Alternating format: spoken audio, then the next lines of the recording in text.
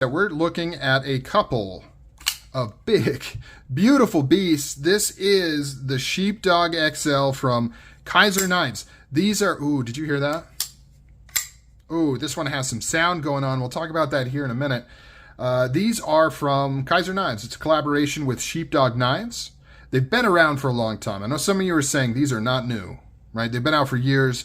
There's all different sizes and configurations, but they are new to me. So I'm hoping that a small percentage of you out there are not familiar with these knives, and maybe I can turn you on to them, or maybe just this particular XL version, which, by the way, truly is an XL. There's so many times that I see XL knives from makers, and you look at the specs, and it's like 3.25 inch blade, 3.4 inch blade. These are real XL knives. They are big, and they are very impressive, and I absolutely love them. So let's do some specs. Let's talk some specs. Let's get some weights, and then we'll dive into why I think they're so cool and blah blah blah. 4-inch blade, 9 1/4 inches in length. Let's do some weights. I haven't even done weights on both of these. I think they're going to be similar-ish. I'd imagine this one's a little heavier. 8.5 ounces. This one is probably 8.2. 9.1? Holy crap. Okay, that's interesting. Let me do that again. 8.5. This is half an ounce. Wow. Interesting. I would have thought the carbon fiber would have been a little more lightweight, and I wonder what the reason for that is. It does have that flipper tab there, but I wouldn't think, yeah, maybe that's pretty thick. Maybe that's a half ounce of weight there. Very interesting. I'm learning things, man. Just talking about this stuff, I am learning things. So, what do we have? Sheepdog. Comes in all different configurations. The Sheepdog model, I mean.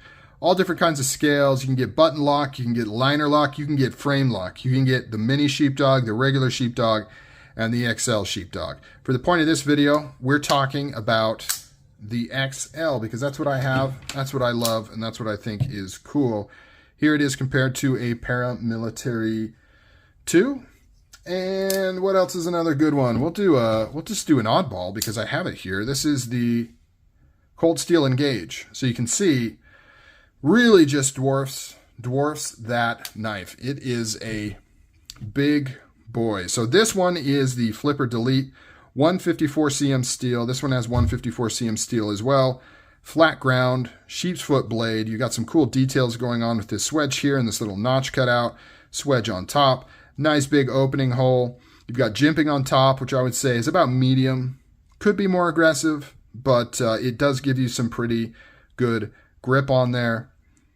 Medium thickness of stock on here, so this is going to be a very robust slicer. So it's a good cutter. I have been cutting a lot of stuff with both of these, and it slices right through the material. It is a good cutter. You can see how high that grind is there. It wants to just go through material. No thumb studs or anything to kind of catch on anything. It can just cruise right over that thumb hole, which is one of the benefits of those. You've got a choil on this one here, so you can choke up, get some finer work done. This one has a similar thing going on, but it has a belt satin finish that is uniform across the whole thing. So it's not like a Riot where you have different grind lines from the flats. Just the whole thing kind of has that polished, refined grind on there. Almost looks like a hand satin, but of course it's not. Bearing system inside here, you've got pivot collars as a nice touch. This is just black on black. This one has anodized blue on silver. This one features black micarta, which is contoured. You can see right there with these grooves cut in here. Very, very comfortable. The ergonomics on these knives are outstanding. About the only thing is this hump is a little big for me if I had to be choosy. I do kind of feel this swell right here, but not uncomfortable by any means. Everything is nice and chamfered around all of the edges. Pillar construction, you've got 3 right here. You've got T8 screws across the board. Really well done. I've taken both of these apart. No issues, no slipping, no stripping, nothing like that. The quality inside these knives are actually outstanding. I shot a short kind of showing the insides of this one, And it's done really, really well. All the finishing, you can see how everything is nice and polished. It just looks really, really good. Finished very well. You've got some lightning holes. It doesn't feel heavy. Clearly, we're in like the 9-ounce range, so it is heavy. But considering how big and wide it is, it doesn't strike me as being unbalanced or being heavier or lighter than it should be. It feels exactly how I'd want it to feel weight-wise, if that makes sense. Your experience may vary. You may say, no, I don't care about how it feels. I just want it to be as light as possible. And if that's you, then yeah, it is kind of heavy and you would want more skeletonization in here, probably. No lanyard hole, but you could loop something around this pillar if you wanted to. I think there's plenty of clearance. Yep, plenty of clearance. You can get something through there. I don't think you'd worry about cutting it off. Deep carry pocket clip. Good retention. Goes in and out of the pocket. The ramp is good. You can get material up under here. Just slides right in. The action is superb. Drop shutty. Super smooth.